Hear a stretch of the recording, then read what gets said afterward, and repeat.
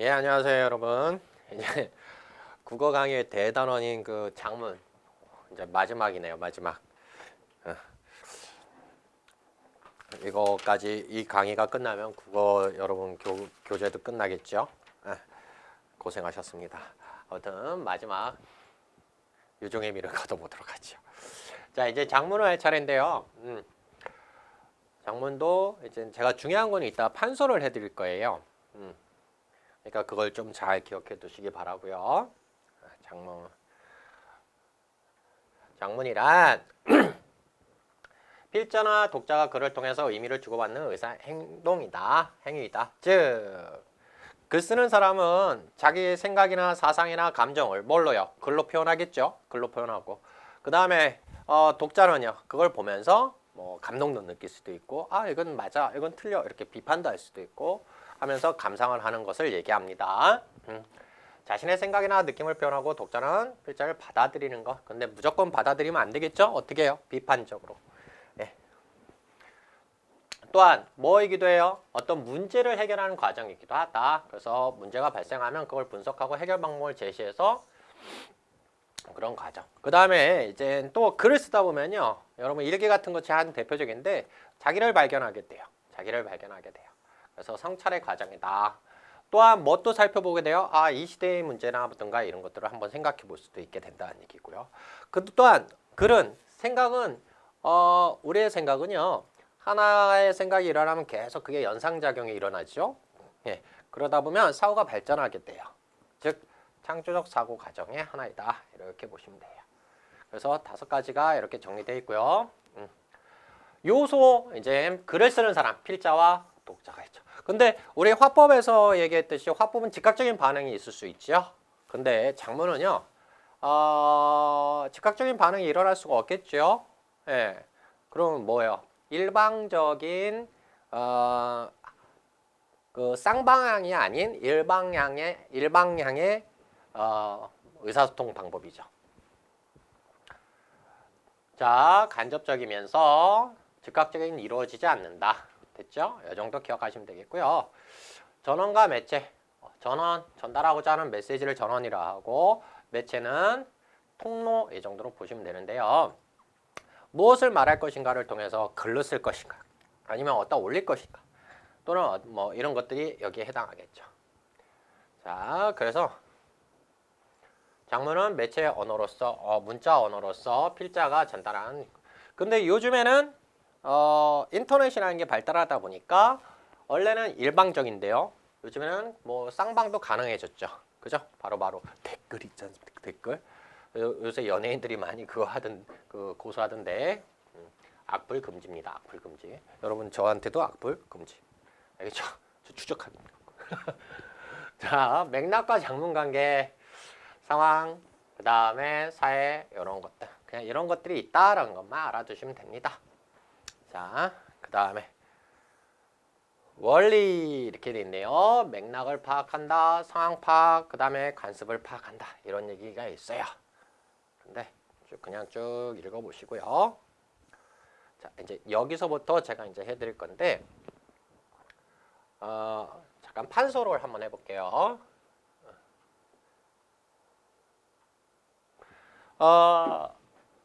화법에서도 화법, 말하기에서도 말씀드렸듯이 글쓰기에도요, 글쓰기의 목적이 있어요. 그 목적도 우리는 크게 3가지로 나눠서 살펴봐요. 화법하고 동일하니까 뭐만 바뀌냐면 글쓰기냐 말하기냐만 바뀌어요. 예. 친교나 정서 표현. 이제 뭘로 바뀌면 되겠어요? 장문이니까. 글쓰기. 이렇게. 그 다음에 설득하는 글쓰기. 이렇게 바뀝니다. 또 뭘로 바뀌면 되겠어요? 설명하는 글쓰기. 이렇게 바뀝니다. 됐죠? 이 목적은 요거가 바뀌니까 여러분 잘 기억해 두세요. 선생님, 어떤 때는 설명하는 거, 어떤 때는 정보 전달하는 거, 이렇게 말이 달라요. 같은 말입니다. 알겠죠? 너무 걱정하지 마시고요. 그 다음에 글쓰기에 단계가 있어요. 단계. 처음은 어떻게 해야 되겠어요? 무엇을 쓸까 한번 생각해 봐야 되겠죠? 구상하기라고 해요. 구상하기. 예. 구상하기가 이제 뭐가 되겠어요? 계획하기 이렇게 되겠죠. 됐어요? 근데 계획하기보다는 여러분들이 어떤 말이 더 익숙할 것이냐면 같이 써드릴게요. 같이.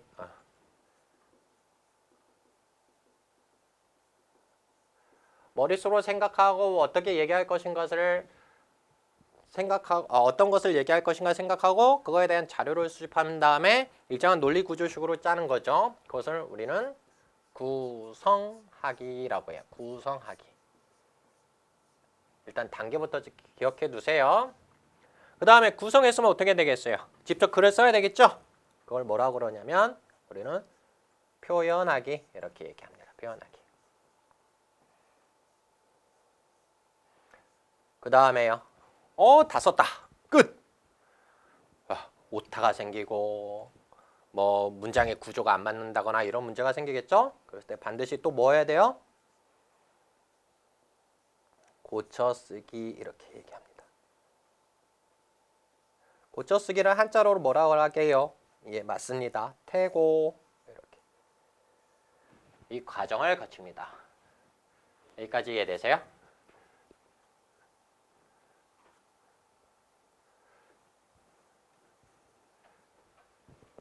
그러면 구상하기. 여기에는 어떤 것들이 있을까요? 여러분 연상기법이 여기에 들어가요. 연상기법. 자유연상기법이라고 들어보셨습니까? 자유연상기법. 그래서 꽃을 이렇게 봐요. 이제.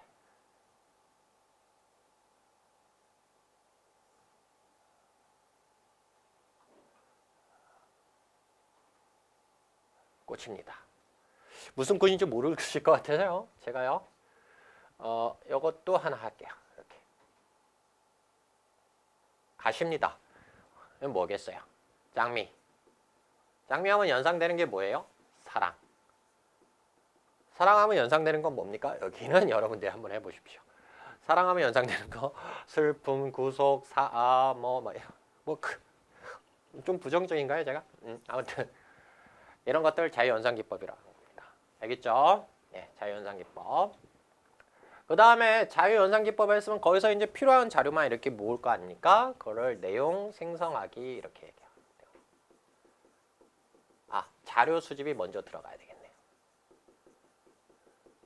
사랑에 대해서 얘기하겠어요? 그럼 장미꽃을 쓴다거나 뭐 기타 등등 자료들을 수집하고 내용을 생성하는 거죠. 그 다음에 뭐예요?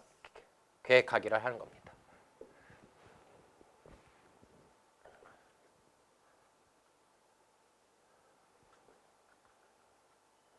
이걸 다른 말로 조직하기 이렇게 얘기해도 조직하기 이렇게 해도 상관없어요. 그러면 이제 계획하기 단계에서는 여러분이 무엇을 만들게 되냐면요. 개요표라는 것을 만들게 돼요. 개요표. 개요표는 굉장히 중요한 거니까 좀 이따 설명해 드리고요. 그 다음에 이제 표현하기에서는 다양한 보조 매체를 활용한다거나 다양한 뭐를 통해서요? 다양한 표현 기법을 통해서 표현하게 됩니다. 문제 푸는 방법은 좀 이따 설명해 드릴게요. 그 다음에 고쳐쓰기는요. 여러분 태고의 3원칙 아십니까?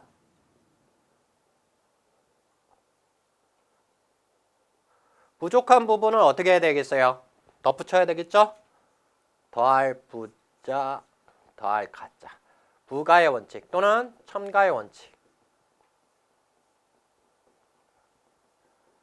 필요 없는 부분은요. 빼버려야 되겠죠? 삭제의 원칙. 문장의 순서가 바뀌거나 문단의 순서가 바뀌었을 때는요. 구성 자체를 다시 해야 되겠죠? 그래서 다시 구성하기. 재구성의 원칙. 이 세 가지가 있다는 것. 이 문제하고 관련된 건 좀 이따 설명해 드릴게요. 자, 제가 여기서 이제 이건 지워도 되겠죠?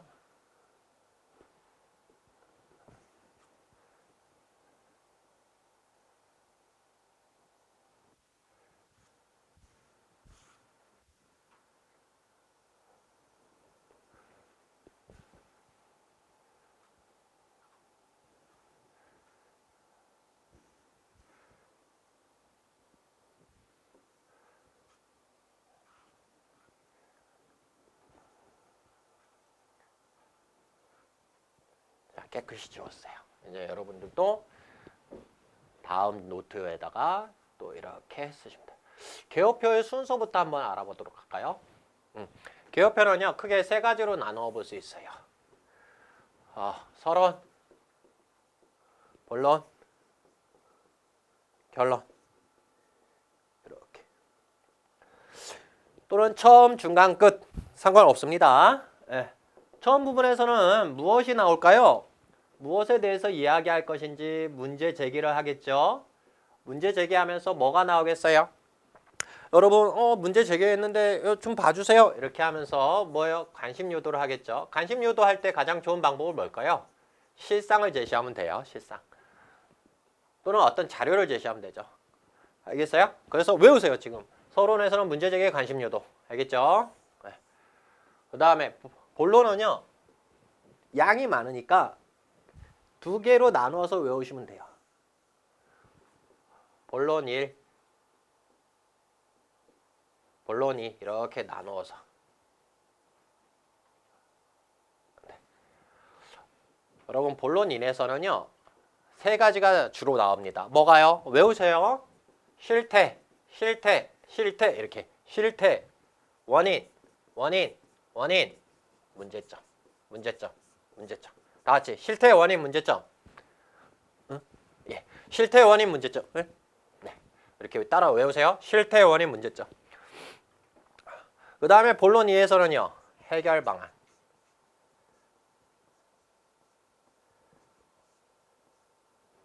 됐습니까? 결론에서는요. 요약, 정리.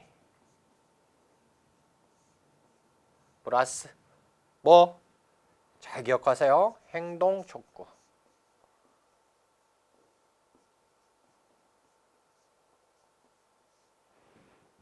여기까지 이해되십니까?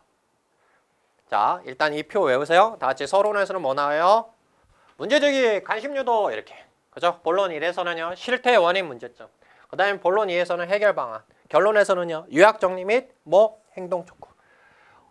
근데 관심 유도하기 위해서 가장 좋은 게 뭐라고 그랬어요? 실상을 보여준다는 것이었죠? 그러면 실태는 어디로 가도 되냐면요. 실태는 관심 유도하기 위해서 서론으로 가도 문제가 되지 않습니다. 여기까지 잘 기억하세요. 실태는 어디로 가도 상관없다? 네, 맞아요. 서론으로 가도 상관이 없다. 그러면 이 해결 방안이 맞게 됐는지 잘못됐는지를 우리가 확인하려면 무엇을 봐야 되게요? 원인 문제점을 봐야 돼요. 원인 문제점이 뭐를 봐야 되냐면 항의 범위와 항의 수가 해결 방안의 항의 범위와 항의 수가 일치해야 돼요. 무슨 말이냐? 문제점이 3개예요. 문제점이 3개면 해결 방안은 몇 개여야 될까요? 맞아요. 해결 방안도 3개여야 돼요. 문제점이 사회적 측면하고요. 개인적 측면 이렇게 두 가지로 나왔어요. 그럼 해결안은 어떻게 나와야 되게요? 맞아요.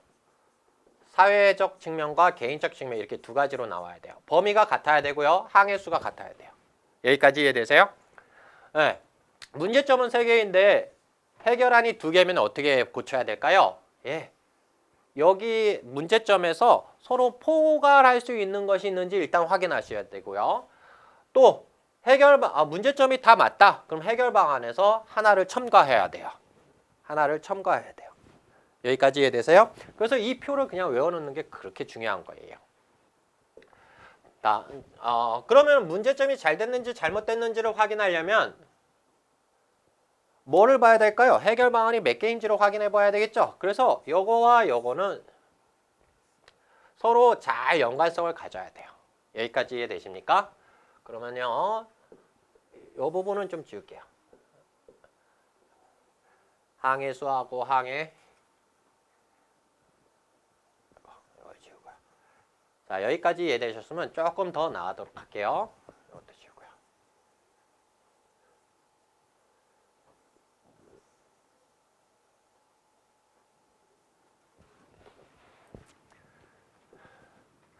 그러면 명제들의 성격은 어떨까요? 예, 서론과 본론 이론요 사실과 관련된 의견들이에요. 우리나라 청소년 자살률이 OECD국에서 가장 높다. 이건 사실이죠. 그럼 어디에 위치해야 되겠어요? 서론이나 본론 일에 위치해야 돼요. 그래서 우리는 청소년 자살 예방을 위해서 의식교육을 시켜야 된다. 이거는 의견이죠. 그럼 어디에 놓아야 될까요? 본론이나 결론에 놓아야 돼요. 그래서 자료 활용할 때요.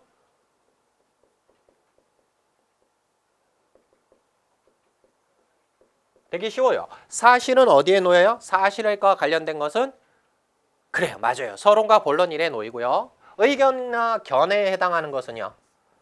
본론이나 어디에 놓이면 돼요? 결론에 놓이면 됩니다. 여기까지 이해되셨어요? 지금 굉장히 중요한 거 하고 있어요. 그래서 여러분 이제 개요표가 나오고 이거를 맞게 고쳤는지 잘못됐는지를 확인할 때는 어떻게 하시면 되냐면 요거를 머릿속에 기억하시고 서론이 본론이 문제점이 맞게 됐는지 잘못됐는지 또는 명제들이 그 자료들이 옳게 배치되는지 잘못됐는지는 이런 걸 생각하시면 돼요. 자, 여기까지 이해되셨죠? 그 다음에 하나가 빠졌죠. 이제 주제문을 작성해야 되겠네요. 주제문은요, 여러분 그냥 간단하게 이렇게 기억하시면 돼요. 본론 2 플러스 결론. 좀 더 디테일하게 하면요. 이걸 1이라고 하고요. 이걸 2라고 하고요. 이걸 3이라고 하면 이렇게 쓰시면 됩니다. 무엇은 어떠한 해결 방법으로 있으므로 우리는 그렇게 해야 한다. 이렇게 됐어요? 그래서 주제문은 어떻게 작성한다? 본론이 플러스 결론. 그래서 2, 1, 3 이렇게 하면 돼요. 그래서 개요피 밑에 서론 위에 이렇게 주제로 알맞은 것은 이렇게 돼 있으면 이제 여러분들이 만들 수 있어야 돼요. 어떻게? 본론이 플러스 결론 또는 요약정리, 해결방안, 행동촉구. 반드시 뭐가 들어가야 돼요? 행동촉구가 들어가야 돼요. 여기까지 이해되십니까? 네. 그러면요. 이거를 우리 비문학으로 또 관련지어서 해볼까요? 이제 다 적으셨죠? 그럼 몇 가지는 지울게요. 다 중요한 거지만 일단 칠판이 작으니까 이거 지울게요.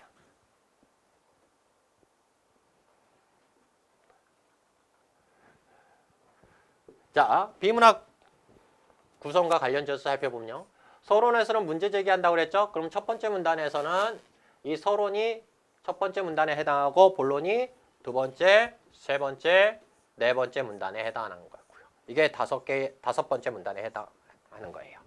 자, 서론에서 문제 제기했으니까 서론에서는 뭐 찾으면 되겠어요? 서론에서는 그렇죠. 이제 다 외우셨나 보네요. 뭐 찾으면 되겠어요? What? 맞아요. 그 다음에 이것이 문제점이 실태 원인 문제점 해결 방안 이렇게 돼 있으니까 뭐가 이루어진 거예요? 구체화가 이루어진 거죠. 그럼 본론에서는 뭐 찾으면 되겠어요? 맞죠. 구체화가 이루어지니까 전개 방식을 찾으시면 되고. 요약 정리됐어요. 이제 결론에서.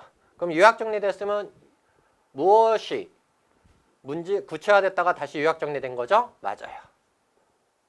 아시겠죠? 여기까지 이해되십니까? 그 다음에 행동촉구는 뭐예요? 글쓴이의 의견이나 견해에 해당하겠죠. 의견, 견해. 이렇게 다 연결되는 거예요. 그래서 비문학의 어떤 기본 지식들을 암기하고 계신 분들은 장문은 누워서 떡 먹기? 아시겠죠? 네, 이렇게 하시면 돼요. 다 연관이 되죠? 꼭 이거 기억하세요. 주제문은 어떻게 작성한다? 여기다 써드릴게요. 본론 2 플러스 결론 2, 1, 3 기억하시고요. 자료 활용, 사실에 해당하는 건 어디에 놓인다? 서론이나 본론 1에 놓인다. 의견에 해당하는 것은 어디에 놓인다? 본론 2와 결론에 놓인다. 이 정도 기억하시면 돼요. 여기까지 기억하세요. 그러면은 다시 지문으로 가도록 합시다. 네.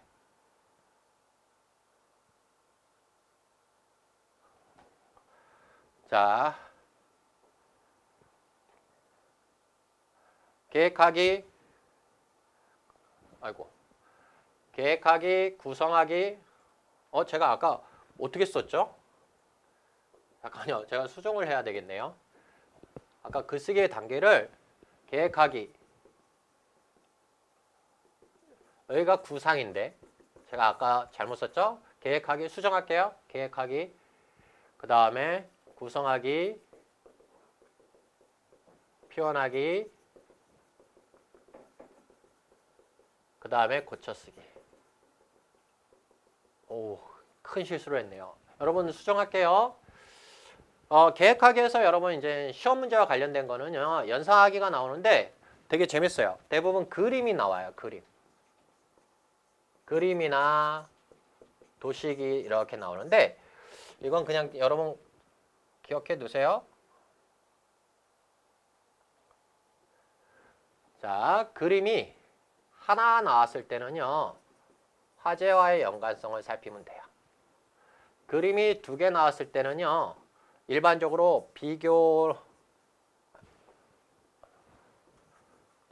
그림이 두 개가 나왔어요. 그러면 서로 다른 차이점을 찾으면 돼요. 뭐를? 대조의 설명 방법으로 사용하시면 돼요. 그림이 3개 이상 나왔을 때는요, 공통점을 찾으면 돼요. 즉 비교의 설명 방법을 사용하시면 돼요. 여러분 여기까지 좀 기억해 두세요. 그래서 그림이 이렇게 하나 나왔다면 선택지에 이 화제가 있어요. 화제가 있을 때 이 그림은 화제하고 일치하는지 안 하는지 보시면 되고요. 그림이 이렇게 둘로 나누어져 있거나 또는 이렇게 2개가 나왔을 때는 이것들의 차이점. 여긴 긍정적 사고, 부정적 사고 뭐 이런 식으로. 그 다음에 그림이 하나, 둘, 셋 이렇게 나와서요. 이렇게 연결고리로 이렇게 되어 있다면 여기에 해당하는 걸 찾는 거예요. 다 포괄할 수 있어야 돼요. 그럼 공통점 찾으면 돼요. 여기까지 이해되시죠? 자, 또 지우고요. 다 지우고. 문제 푸는 방법에 대해서 설명해 드린 거고요. 자, 구성하기는 좀 아까 설명해 드렸죠? 개요표가 시험 문제 나온다고 그랬어요. 그렇죠? 표현하기는요. 대부분 표현하기 나왔을 때는 시험 문제 많이 나오는 것이 조건에 맞춰 쓰기예요. 조건에 맞춰 쓰기. 조건이 맞춰 쓰기 할 때 일반적으로 조건은 몇 가지가 제시하면 3가지가 제시돼요. 뭐와 관련된, 전체와 관련돼서 또는 부분과 부분이 관련돼서. 그 다음에 표현법이 이렇게 나옵니다. 여러분 저를 처음 봤을 때 여러분은 제가 무엇을 입었고 머리 스타일이 무엇인지가 먼저 들어왔지 저 사람 성격이 어떻고 이런 사람이야 이렇게 알 수 없었죠. 그러면 조건에 맞춰 쓰기는요. 제가 지금 예를 든 이유는 쉬운 것부터 하라는 얘기예요. 우리는 본능적으로 조건이 3개나 2개가 주어지면 한꺼번에 가려고 그래요. 근데 한꺼번에 가다 보면은 정답률이 떨어지고 오류도 범하고 그래요. 그러면 이제 점수가 떨어지는 거죠. 예. 그러니까 쉬운 거부터. 그럼 전체를 아는 게 쉽겠어요? 부분을 아는 게 쉽겠어요? 표현법을 아는 게 쉽겠어요? 맞아요. 표현법이 제일 쉬워요. 그래서 문제는 이렇게 풀면 돼요. 전체는 주제와 관련돼 있어요. 그러니까 통일성의 문제예요. 뭐와 관련돼 있다? 주제와 관련돼 있다. 통일성의 문제다. 부분은요. 문장과 문장의 관계예요. 그래서 일관성의 문제예요. 그래서 주제와 관련지어서 주제에 벗어나지 않게 하라. 이런 것들은 전체와 관련된 거고요. 그 다음에 글의 흐름을 고려했을 때 뭐 어투를 맞춰라. 또는 종결 어미를 맞춰라. 이런 것들은 다 부분과 관련된 거예요. 그 다음에 표현법에서는요. 뭐 비유적 표현을 사용해라. 화류를 사용해라. 뭐 이런 것들이 표현법이에요. 그럼 뭐 찾는 게 제일 쉽겠어요? 표현법이 제일 쉬워요. 그럼 여러분 공부하기 좀 편하라고 표현법에서 가장 많이 나오는 것들을 한번 제가 몇 가지 정리해 드릴게요. 가장 많이 나오는 게 뭐냐면요. 비교와 대조예요. 순서는 상관없어요. 그 다음 또 많이 나오는 것이 반복과 대꾸예요. 여러분 대꾸는 어때야 돼요? 통사구조가 같아야 돼요. 3번째 많이 나오는 게 뭔지 아시죠? 서리적 표현이에요. 서리적 표현. 근데 요즘에 많이 나오는 게 화류예요. 화류. 무생물을 살아있는 것처럼 표현하는 거. 화류법. 그 다음에 과거에 많이 나왔던 것은 감정이입법 정도가 돼요.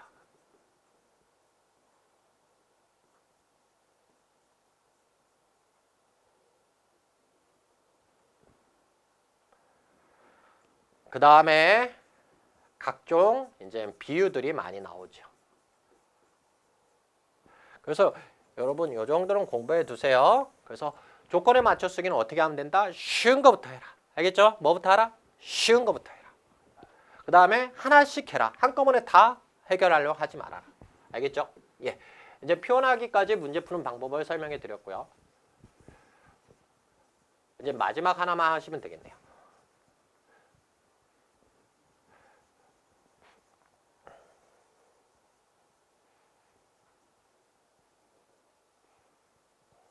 고쳐쓰기가 나왔을 때 시험 문제는 어떻게 해결하시면 되냐면요.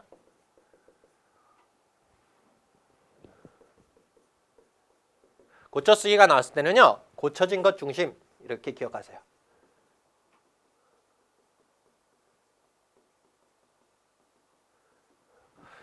여러분 그럼 문제에서 고쳐진 게 뭘까요? 문제에서 고쳐진 게 맞아요. 선택지예요.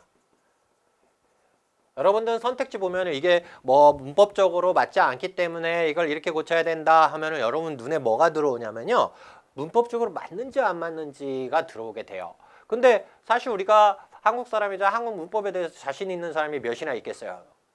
국어 선생님 저도 문법 다 안다고 말 못해요. 네? 그러면 이제 문법 생각하면 이 문제가 어려워지기 시작하는 거예요. 근데 그렇게 하지 마시고 시험 문제는 이렇게 보기가 제시되고 여기에 1, 2, 3, 4 이렇게 돼 있어요. 됐죠? 그러면 여기 뭐 기억해놓고 기억은 뭐 문법적으로 안 맞으니까 통일성이 안 맞으니까 삭제하고 뭐 더하고 뭐 이렇게 나오거든요. 이런 말 신경 쓰지 마시고 여기에 무엇으로 고쳐라 이렇게 돼 있죠. 아무 생각 없이 이 기억에 해당하는 것을 그냥 여기다 옮겨 적어요. 지문도 읽지 마시고 지금은 그냥 옮겨 적어요. 옮겨 적어. 3번도 적고 4번도 적고 옮겨 적은 다음에 그냥 이 보기를 읽어요. 알겠어요? 읽다 보면 풀면 어색한 데가 딱 잡혀요. 우리는 다 알지는 못하지만 우리는 태어날 때부터 본능적으로 언어적 직감을 갖고 태어나기 때문에 잘못됐는지 잘 됐는지는 이미 알 수 있거든요. 무슨 뭐 말도 안 되는 소리냐고요? 해보세요. 해보시면 돼요. 알겠죠? 그래서 고쳐쓰기는 어떻게 해라? 고쳐진 것 중심이다. 여기까지 이해되세요? 그러면 조금 더 디테일하게 설명해 볼까요? 선택지에 나오는 것들은요. 크게 세 가지예요. 이것도 뭐하고 관련돼 있겠어요? 전체와 관련돼 있어요. 그래서 통일성의 문제와 관련돼 있고요. 주제와 관련돼 있어요. 대부분 주제와 관련된 건 이거는 글의 취지와 맞지 않기 때문에 글의 또는 주제와 맞지 않기 때문에 뭐하라? 삭제하라 이런 말들이 있고요. 됐어요? 그럼 삭제하라 하면 이렇게 돼지꼬리 해놓고 안 읽고 빼고 읽으면 돼요. 그 다음에 부분이 있는데요. 부분에서 시험 문제 나오는 건 조금 디테일하게 이렇게 나눠 볼 수 있어요. 부분은 뭐예요? 문장과 문장이죠? 일관성의 문제죠? 시험 문제에 많이 나오는 게 사동피동이에요. 사동피동. 사동피동이 맞느냐? 그래서 뭐 이중피동이 사용되었다. 그냥 옮겨 놓으세요. 그리고 읽어보세요. 네. 됐어요? 그 다음에 높임법이 많이 나와요. 높임법. 높임법. 맞는지 틀린지. 그 다음에 제일 많이 나오는 게 접속어죠. 우리 비문학 독해하면서 접속어 정확하게 알아놨어요. 그래서 이것도 그대로 바꿔요. 그냥 바꿔. 됐죠? 사동피동 뭐. 그 다음에 뭐게요? 어미. 어간 어미와 관련된 이야기들. 이런 것들이에요. 여기까지 이해되시죠? 근데 이런 거 어떻게 우리가 다 신경 씁니까? 우리 모를 수도 있잖아요. 그죠? 그랬을 때 그냥 옮겨놓고 어색한 부분을 체크하라 여기에요. 그 다음에 이제 여기 세 번째로 많이 나오는 것이 이건 이렇게 뺄게요. 표준어예요. 표준어. 또는 맞춤법. 또는요. 외래어 포개법. 이건 이제 어쩔 수 없죠. 시험 문제 많이 나오는 것들 뭐. 이거는 시간 날 때마다 공부해 놓으셔야 돼요. 그래서 옛날에 나왔던 거 온갖 뭐 설, 거지 뭐 이런 것들이 시험 문제 나왔었습니다. 그런데 이 원칙만 잘 기억하세요. 고쳐쓰기는 어떻게 하라? 고쳐진 것 중심. 고쳐진 것이 무엇이다? 선택지다. 여기까지 이해되십니까? 그래서 선택지를 그대로 어디다 보기에다 옮겨 놓은 다음에 해라. 그 다음에 이거 순서 아까 제가 딴 생각이 잠깐 들어서 실수했어요. 다시 고쳐놨어요. 이 계획하기가 구상하기라고 그랬고요. 예. 자, 꼭 기억해 두세요. 작문에서는 암기할 게 조금 많죠? 예. 자, 이제 보세요. 이제 쭉 계획하기 요걸 저는 이렇게 조직하기.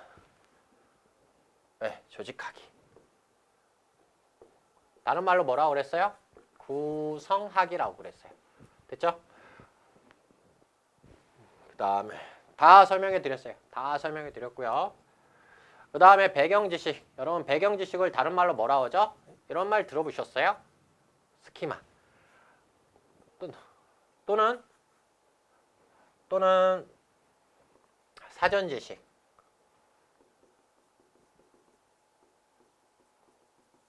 뭐 이렇게 얘기하죠. 배경지식이 많을수록 뭐요? 이해도는 높아지겠죠. 그래서 배경지식의 의미 나왔고요. 뭐 자료를 수집한다 이렇게 되어 있습니다. 여러분들이 보시면 되겠고요. 자, 여기 생성 조직 이렇게 되어 있고요. 여기에서 여러분 꼭 기억해야 되는 것은 뭐라고 그랬어요? 개요표를 좀 잘 알아두시라고 그랬죠. 개요표를 작성한다. 그 다음에 이 연상하기와 관련된 문제는 대부분 그림이나 그래프나 이런 것들이 나오는데 자료가 하나 나왔을 때는 화제하고의 일치, 2개 나왔을 때는 뭐 차이점, 대조의 설명 방법을 주로 사용한다. 3개 이상 나왔을 때는 공통점을 찾는 것이다. 근데 여러분들이 작문 문제 풀 때 첫 번째 잊지 말아야 되는 것이 있어요. 이렇게 작은 따옴표로 이렇게 나오는 화제가 무엇인지 정확하게 기억하고 계셔야 돼요. 꼭 찾아야 돼요. 두 번째, 누구에게 이야기하고 있는지를 꼭 찾아야 돼요. 예상 독자. 그래서 한 예로요. 기관에 이야기하고 있는지 아니면은 정부나 사회단체에 이야기하고 있는지 아니면 청소년에게 이야기하고 있는지 또는 부모에게 학부모에게 이야기하고 있는지를 꼭 알아야 돼요. 왜요? 이걸 알아야지 이 개요표 짰을 때 이게 맞게 됐는지 잘못됐는지도 알 수 있기 때문이에요. 예. 그래서 개요표 아까 말씀드렸고요. 개요표 꼭 외워두셔야 될 겁니다. 그 다음에 뭐 이거 그냥 여러분이 읽어보시고요. 이거 하나 나왔네요. 삭제, 첨가, 삭제, 대치, 상세화, 구체화시킨다는 얘기고요. 이건 요약 정리한다는 얘기고요. 또는 묶는다는 뜻이고요. 그 다음에 순서를 바꾼다는 얘기고요. 이건 태고에서 하는 게 아니라 초창기 이제 자료들을 모집하고 이걸 어떻게 묶고 어떻게 배치하고 어떻게 또 좀 더 디테일하게 설명하고 뭐 이런 얘기 고민할 때 하는 거예요. 중요치는 않습니다. 자, 여러분 통일성 주제와 연관돼야 된다는 얘기고요. 네. 응집성 문단을 이루는 문장, 글을 이루는 문장 긴밀히 연결돼야 된다 해서 우리는 이것을 다른 말로 이렇게 얘기합니다. 됐죠? 그 다음에 여기 구성이 있는데요. 3단 구성은 우리가 가장 일반적으로 설명문이나 논설문에서 많이 쓰는 거죠. 처음, 중간, 끝, 서론, 본론, 결론. 그래서 이거에 대한 설명은 제가 디테일하게 해드렸고요. 4단 구성에는 어떤 것들이 있을까요? 주로 수필이나 이런 데서 나오는 거겠죠. 기승전결. 기승전결 그냥 외우면 좀 재미없어요. 일어날 기, 오를 승, 구를 전, 맺을 결. 됐어요? 그러면 그게 그래프로 그리면 이렇게 돼요. 무슨 말이냐면 여기서 기 올라가고 있죠? 굴렀죠? 굴렀다는 얘기는 변화됐다는 얘기죠. 하강곡선. 여기가 전이에요. 여기까지는 대부분 어떤 상황을 제시하고요. 이 결, 요만큼 결 부분이 뭐 이 상황과 관련된 어떤 정서나 태도가 나온다는 뜻입니다. 주로 수필이나 어디에서? 한시에서 주로 씁니다.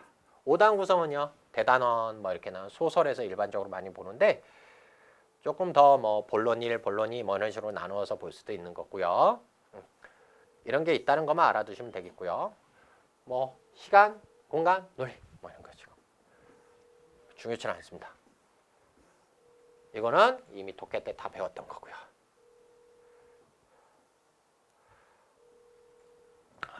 자, 어휘와 문법, 장문 표현할 때 표현. 표현에 어떤 문제가 나온다고 그랬어요? 조건에 맞춰 쓰기. 뭐 쉬운 거부터 찾아라. 이게 제일 쉬운 거겠죠.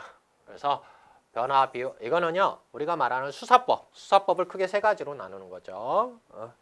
그 다음에 여기 수사. 그 다음에 그림 도식 도표를 활용한다. 일반적으로 그림 도식 도표는 네 가지가 시각자료는 네 가지가 나와요.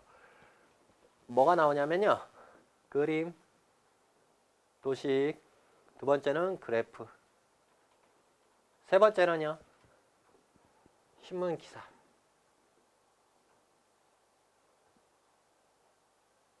네 번째는요 도표가 나옵니다. 이 정도로 보시면 또는 신문 기사 이렇게 하지 말고요 도표는 여기에 그림 도식 도표를 하나로 묶으면 되겠다. 도표. 그 다음에 이 도표를요 이렇게 바꿔요. 인터뷰로 바꾸면 돼요. 인터뷰. 근데 되게 재밌는 건요. 이 인터뷰가 일반인을 대상으로 했을 때 이거는 그냥 사실이겠죠. 이런 거 같아요. 이 영화 좀 춥네요. 뭐 이런 거. 근데 전문가가 얘기했을 때는 이거는 의견에 주로 해당해요. 그럼 개요표에서 전문가가 얘기한 건 어떤 걸로 쓰면 되냐면 해결 방안으로 쓰면 되고요. 일반인이 얘기한 것은 뭘로 쓰시면 되냐면 관심 유도라든가 실태로 쓰시면 돼요. 여기까지 이해되시죠? 자, 이제 이렇게 해서 됐고요. 고쳐쓰기 나왔죠? 고쳐쓰기.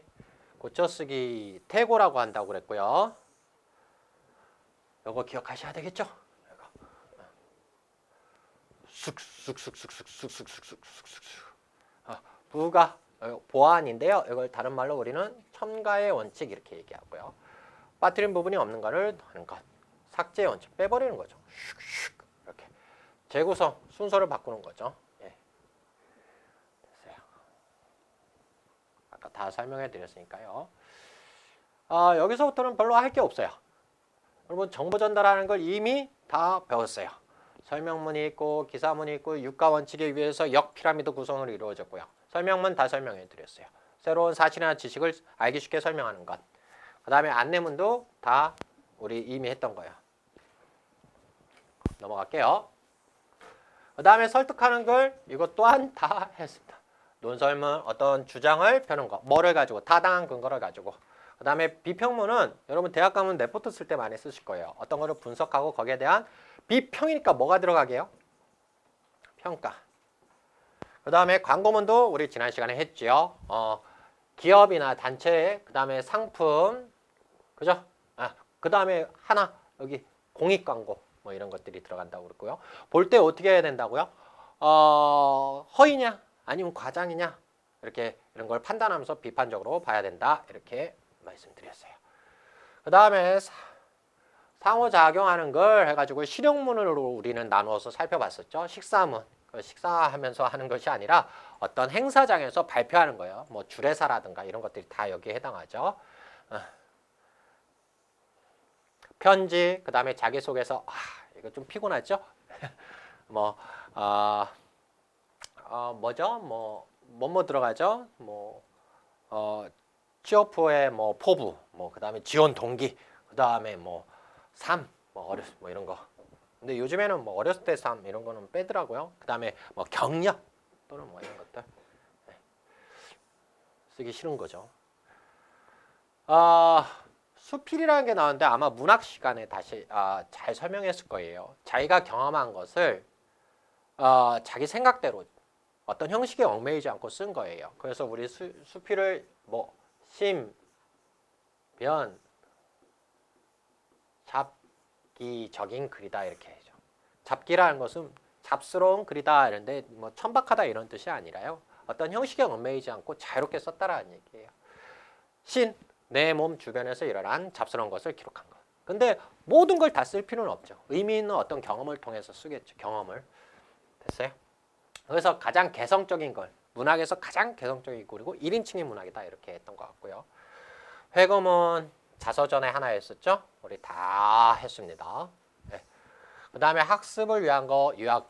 여러분 이제 대학 때 중간고사 무슨 책, 뭐 교양 과목 어디서 어디까지 뭐 해라.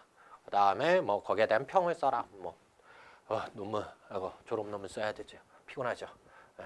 그 다음에 논술문. 논술문은요, 여러분 논술이라고 하면 굉장히 어렵게 생각하는데 말 그대로 논리적으로 기술한다 이런 뜻인데 새로운 생각을 막 논리적으로 기술하라니까 막 지문에 제시된 걸 가지고 막 상상의 날개를 펴서 쓰는데요. 사실 논술이라는 것은 지문을 가지고 요약 정리해서 그것을 어떻게 잘 표현할 것인가의 문제죠.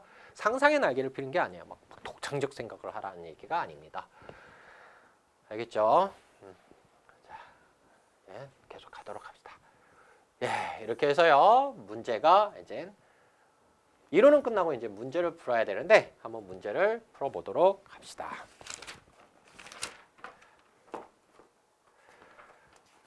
문제가 11개이네요. 12개인가요? 네. 자, 뭐가 나왔어요? 자료가 나왔죠. 자료가 몇 개 나왔어요? 2개 나왔죠. 그럼 무슨 설명 방법 되죠? 진짜로 순기능 역기능 대조네요. 그죠? 자, 적절하지 않은 것은 인터넷에서 순기능과 역기능에 대해서 얘기했네요. 인터넷 사용하면 필요한 정보를 다양하게 얻을 수 있다. 자신의 권리를 침해받지 않도록 보안 강화. 그러면 이런 게 나와 있는지 한번 봐야 돼요. 있어요? 없어요? 있네요. 그죠? 네. 개인정보 유출. 이게 역기능의 해결책이죠. 됐습니까? 타인의 권리를 침해하지 않도록 해야 된다. 네, 개인 유출, 뭐 저작권 침해 이런 것들이 거기 있고요. 인터넷이 잘못된 여론을 이런 거하고 관련이 없네요. 그죠? 그럼 답은 이 녀석이 잘못됐다는 걸 쉽게 찾을 수 있을 것이고요. 자료가 2개 나왔으니까 무슨 설명 방법 되죠? 자, 이거 볼까요? 우와, 그냥 고쳐요. 하고 땅.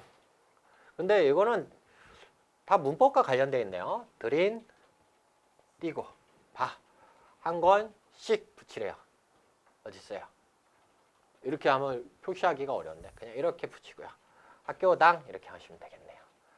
여기까지 이해됐어요? 기여하고죠.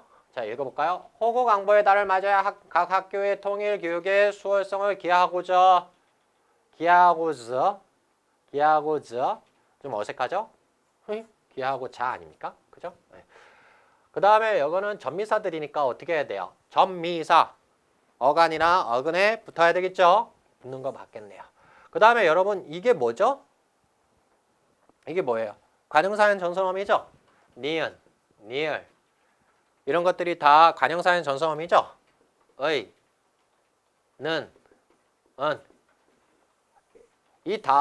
이 다음은 뭐예요? 명사가 오는 거예요. 관형사, 관형어는 뭐만 꾸민다? 체험만 꾸민다. 알겠어요? 네. 그럼 말씀드린 니은 붙었으니까 관형사용 전성어미가 붙었으니까 이 녀석이 뭐가 됐다는 얘기예요? 관형어가 되었다는 얘기죠. 그 다음에 띄어야 되겠죠.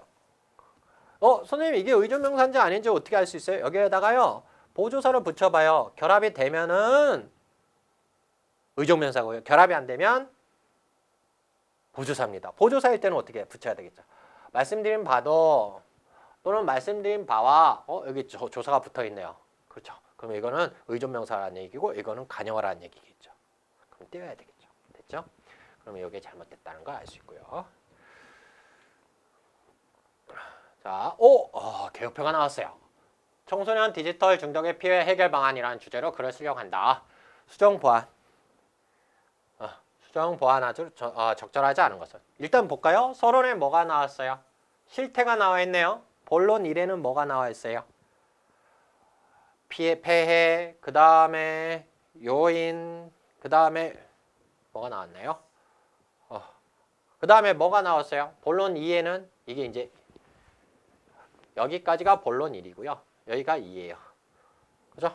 네, 해결 방안. 그럼 이 녀석이 맞는지 안 맞는지 보려면 이 문제점들, 폐해와 문제점들과 이것들이 일치하는지를 살펴보면 돼요. 문제가 넘어가서 보기가 어렵네요. 그죠? 결론은요. 결론, 형식을 잘 보세요.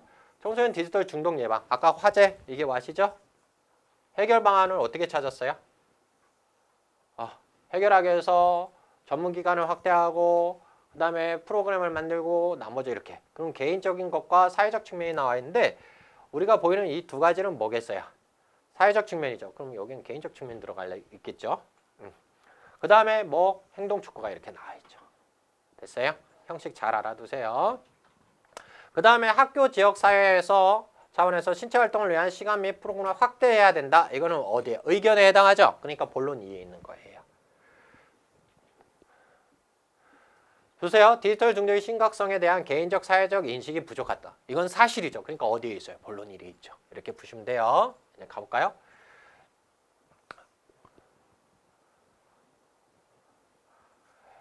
개요표 할 때는 이거를 먼저 보시면 돼요. 우울증이나 정서불안 등의 심리적 질환을 초래한다. 그러면 뭐 심리적 질환 초래, 부정적인 측면이 나와야 되겠죠. 그러면 안 봐도 아시겠죠. 서론이나 본론 1에 들어가셔야 되겠죠. 그럼 기억에 무엇이 있는지 볼까요? 기억. 디지털 피해 맞아요? 네, 맞네요. 그죠? 맞죠? 그 다음에 삭제해야 된대요. 그 다음에 한꺼번에 이거 보기 어려우니까 한꺼번에 갑니다. 2의 1로 하위 항목을 옮긴다. 자, 그럼 두 가지 가볼까요? 삭제. 폐해, 다양한 기능과 탁월한 이동성을 가진 디지털 기기의 개발. 삭제 맞겠네요. 그 다음에 이 녀석은 어디로 가야 된다고요? 열로 가야 된대요. 그러면 폐 문제점과 관련돼 있겠네요. 뇌의 기억 능력을 심각하게 퇴화시키는 디지털 침해가 심해된다. 폐에 맞네요. 그죠? 예. 그 다음에 다시 이제 볼까요?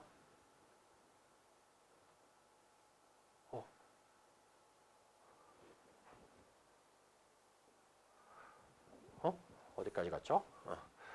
청소년을 대상으로 디지털 기기의 사용 시간 제한하는 내용을 넣는다. 그러면요. 요게 맞는지 안 맞는지 보려면 뭘 보라고 그랬어요? 이쪽을 봐야 되겠죠? 맞아요? 인식, 개인적 인식이 부족하니까 그 인식을 교육을 홍보해야 된다. 이런 얘기가 있고요. 아까 얘는 얘로 옮겼고요. 신체 활동을 동반한 건전한 놀이를 위한 시간 및 프로그램이 부족하다. 그럼 프로그램을 개발해야 된다는 얘기가 나와 있어야 되겠고요. 맞죠? 그럼 뭐에 해당하는 게 나와야 되겠어요? 이제 요거. 자극적인 중독적인 디지털 콘텐츠의 무분별한 유통. 그럼 뭐가 나와야 되겠어요? 해결. 자극적인 중독적인 디지털 콘텐츠의 무분별한 유통을 하지 말게 엄격한 무슨 제한이 있어야 된다. 이게 나와야 되겠죠? 근데 생뚱맞게 뭐가 나왔어요? 이게 나왔어요. 그럼 이게 잘못됐네요. 그죠? 쉽죠? 네. 자, 보기의 문장을 보기 2의 참고에 조직할 때 가장 알맞은 것은 5단 구성으로 하래요. 흥미유발. 흥미유발하라는 관심유도 흥미유발이라는 얘기죠. 그러면 대부분 흥미유발할 때는 뭐 하나의 일화를 든거나 실태를 제시하거나 뭐 이러면 된다고 그랬죠. 그 다음에 문제제기, 무엇에 대해서 얘기하는지 제시하고요. 그 다음에 요약정리, 행동촉구. 그러면 찾기 쉬운 것부터 찾읍시다. 네. 뭐부터 찾을까요? 사람으로 성장하자. 이거겠네요. 그럼 다가 제일 끝에 와야 되겠다. 허허, 니네 꺼져 이렇게 되겠고요. 그 다음에 뿌린 대로 거두려라. 속담이나 그럼 이 가가 제일 앞에 와야 되고 엄마? 그 속담, 격언, 사자성어 또는 고사성어, 일화, 뭐 실태 이런 것들은 다 관심 유도로 딱 줬습니다. 답은 이거겠네요. 아주 쉽겠네요.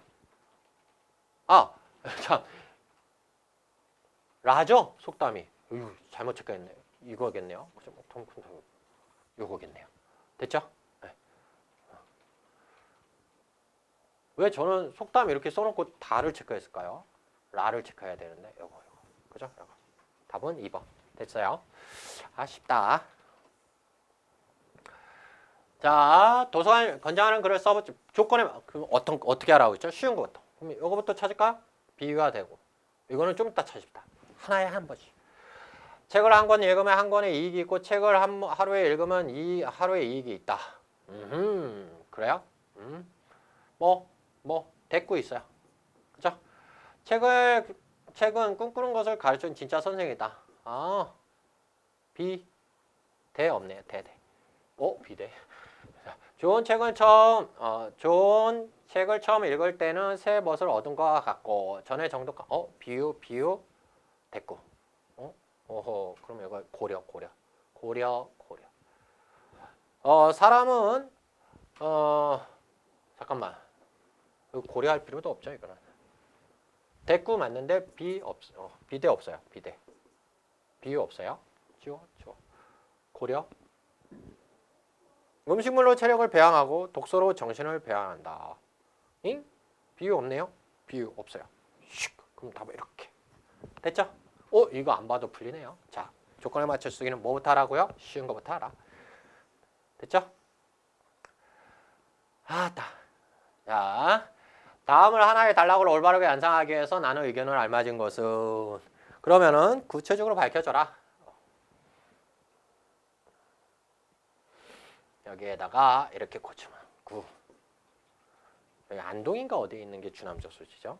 그 다음에 전체 벗어낼까 삭제. 아이고 여기가 아니군요. 디귿 이거 경계해야 될 대상 이렇게 리얼 삭제. 삭제. 안 보인다. 안 보여요. 그 다음에 비읍은 중복되니까 빼는 게 좋겠어.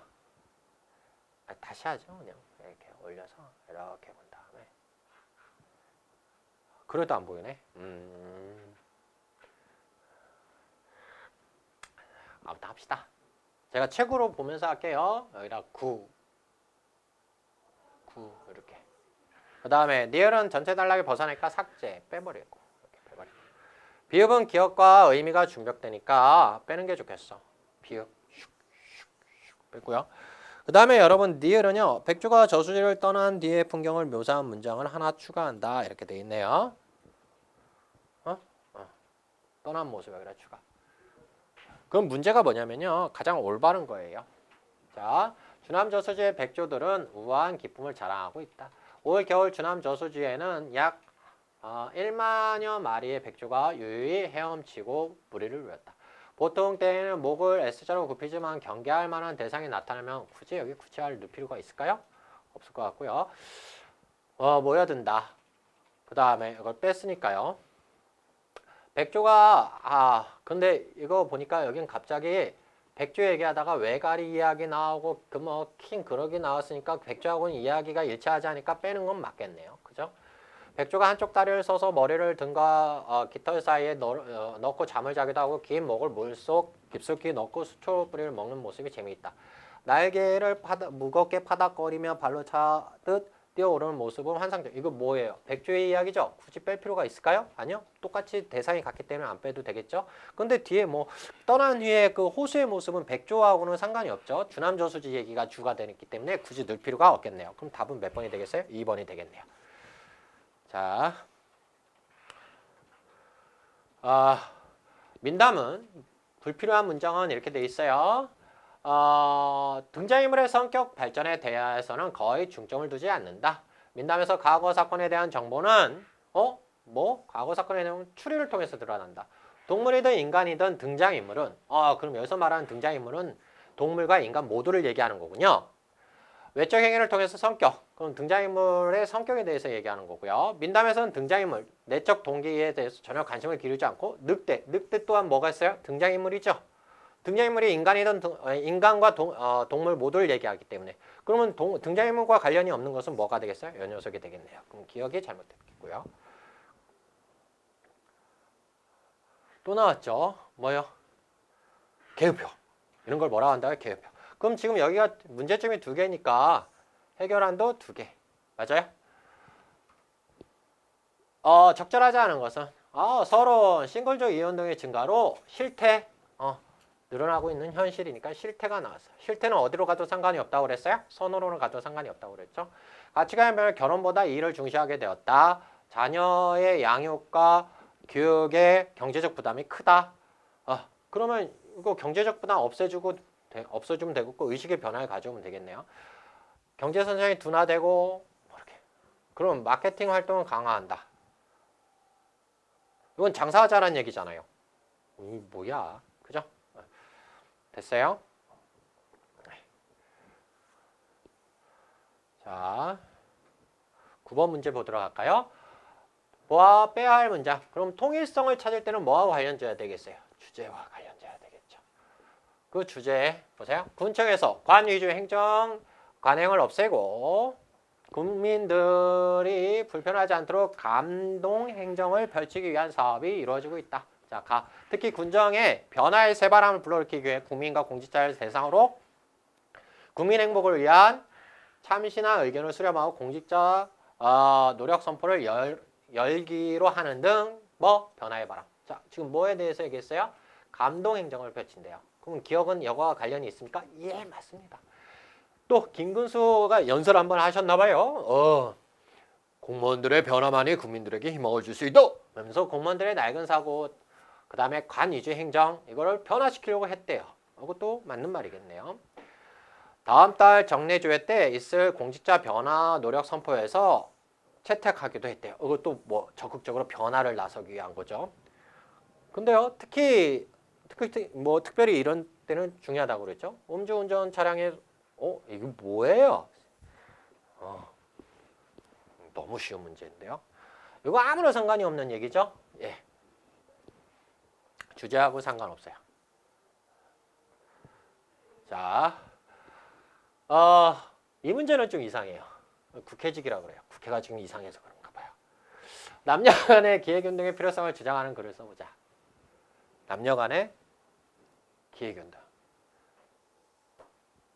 제가 왜 이상하다 하냐면요. 이게 잘못하면 역차별이 될 수도 있거든요. 역차별. 저는 그래서요. 제가 솔직히 문제 풀었을 때는요. 제가 역차별을 했는지 모르겠지만 저 이렇게 체크했네. 그건 알 수 없죠. 그죠? 아무튼 한번 볼까요? 섬세하고 예민한 감각을 필요로 하는 일에는 여자가 더 이 말 때문이겠죠. 여자 더 적합하다. 이거 오히려 역차별이 되겠죠. 그럼 기억이 들어가면 안 되겠죠. 하나씩 지워가는 거예요, 여러분. 자, 그 다음에 사관생대 여학생들이 학교 생활을 잘하며 우수한 성적을 올리고 있다. 그럼 남자애들은요? 근데 이거는 사관학교란 그 자체의 특성 때문이겠죠. 남자만을 받았던 사관학교에서 여학생들이 너무나 잘하고 있다. 그러니까 여학생들에게 기회를 주자 이렇게 해석하셔야 되겠네요. 그럼 기억은 니은은 들어가야겠. 괜히 했네요. 다 들어가 있네요. 그죠? 네. 남녀 간의 차이는 문화와 교육의 소산이다. 그 얘기는 뭐겠어요? 이제 문화나 교육적인 차원에서 문화적 측면과 교육적 차원에서 남녀 평등을 할 수 있도록 그런 문화가 만들어져야 되고 그런 교육이 이루어져야 된다 이런 얘기가 되겠죠. 그럼 디귿이 들어가야 되겠네요. 그럼 너 꺼져 이렇게 되겠네요. 여기까지 이해됐어요? 직업 때문에 자주 집을 비우는 사람을 배우자로 삼고 싶은 사람은 드물 것이다. 뭔 말일까요? 답은 요거겠네요. 요즘은 남자 간호사와 남자 미용사도 흔히 볼 수 있다. 그죠? 남자 미용사가 저 머리 깎는데 확. 근데 남자 간호사는 얼마 전에 그 대학 취업 그 발표에도 나왔죠. 굉장히 많이 늘어났고요. 그래서 그거 여자들의 성역이었던 간호사와 미용사도 이제 남자들도 많이 한다. 그러니까 성으로 직업을 차별해서는 안 된다. 이런 얘기겠네요. 그럼 이게 적당하겠네요. 자, 이제 대단원의 마지막이네요. 그죠? 네. 아니군요. 한 문제 더 남았군요. 두 문제나 더 많네요. 다음과 같이 글쓰기 계획을 세워봤다.